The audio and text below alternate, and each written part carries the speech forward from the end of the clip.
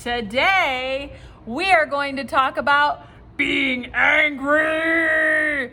Do some things make you really mad? We're going to talk about that today and what the Bible has to say about anger. But first, a worship song. Psalms 34:10. Psalms 34:10. The lions may grow weak and hungry. The lions may grow weak and hungry. The lions may grow weak and hungry, but those who seek the Lord lack no good thing. The lions may grow weak and hungry. The lions may grow weak and hungry. Yeah, yeah. The lions may grow weak and hungry, But those who seek the Lord lack no good thing. hey. All things work together for the good of those who love the Lord. Yes, all things work together for the good of those who love the Lord. The lions may All grow weak things and work hungry. together for The the good lions of may those who grow love weak the and Lord. hungry. Yeah, yeah. Yes, The lions may all grow weak and things hungry. work together for the good of those who love the Lord. All things work together for the good of those who love the Lord. Yes, all things work together for the good of those who love the Lord. All things work together for the good of those who love the Lord. Oh yeah! Psalms 34:10. 34:10.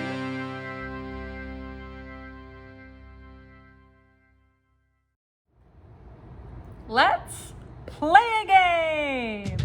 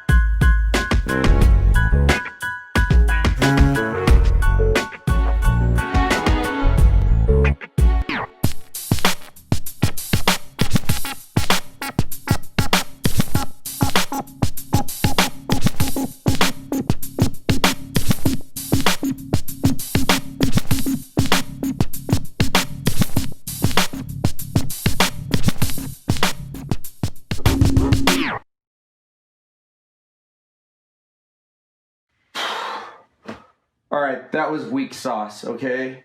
If you want these pigs to race, you're gonna have to yell go a lot louder than that. Get serious.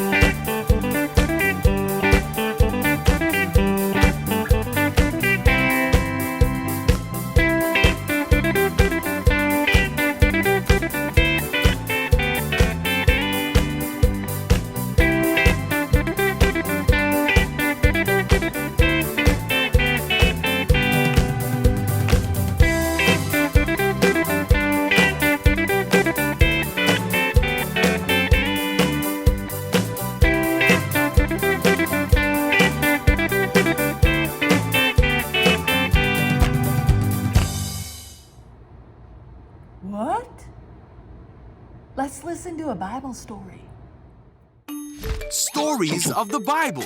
God speaks to Samuel. This is Samuel. Hi. Samuel was the son of Hannah. Hey, Samuel. Hannah prayed for God to give her a son, and God did. So Hannah gave Samuel back to God. See you, Samuel. Bye, Mom. And Samuel grew up in the temple serving under Eli, the priest. Hi, Eli. As Samuel grew up, he learned how to serve God from Eli.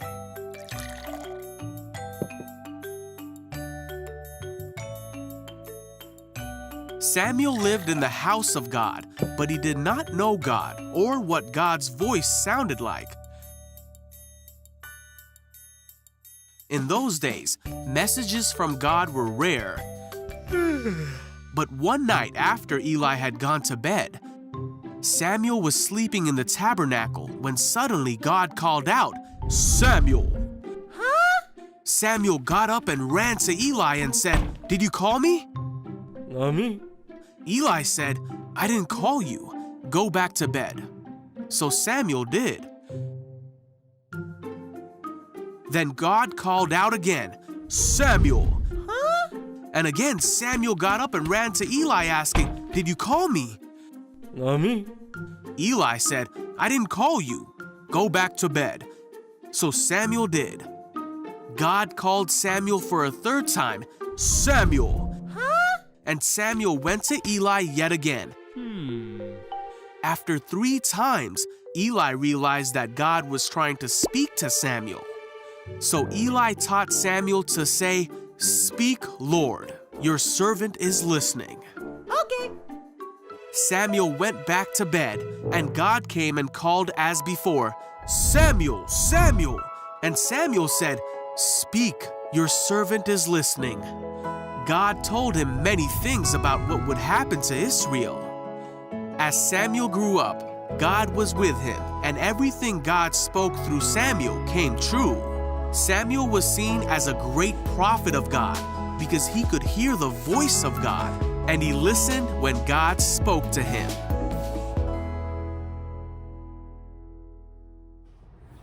Today, we're going to have a little bit of a story time. And our story today comes to you from the book, The Sneetches, and Other Stories by Dr. Seuss. Let's read a story. When my kids were little, I read them this story all the time. They loved this book. This one's called The Zacks.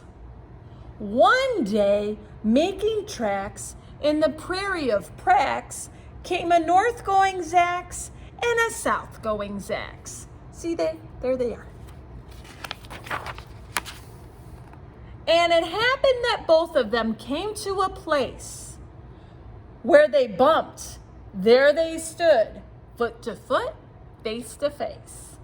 "Look here now," the north-going Zack said. "I say, you are blocking my path. You are right in my way. I'm a north-going Zack, and I always go north. Get out of my way now and let me go forth."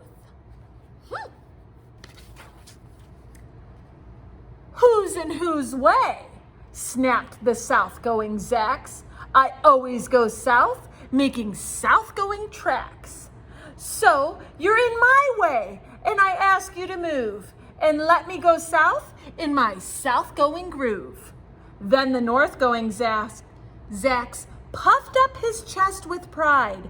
"I never," he said, and took a step to one side. "And I'll prove to you that I won't change my ways if I have to keep standing here for 59 days. And I'll prove to you," yelled the south-going Zacks, "that I can stand here in the prairie of Prax for 59 years. For I live by a rule that I learned as a boy back in south-going school. Never budge, that's my rule. Never budge in the least. Not an inch to the west, not an inch to the east. I'll stay here not budging, and I can and I will, if it makes you and me stand the whole world still. Woo.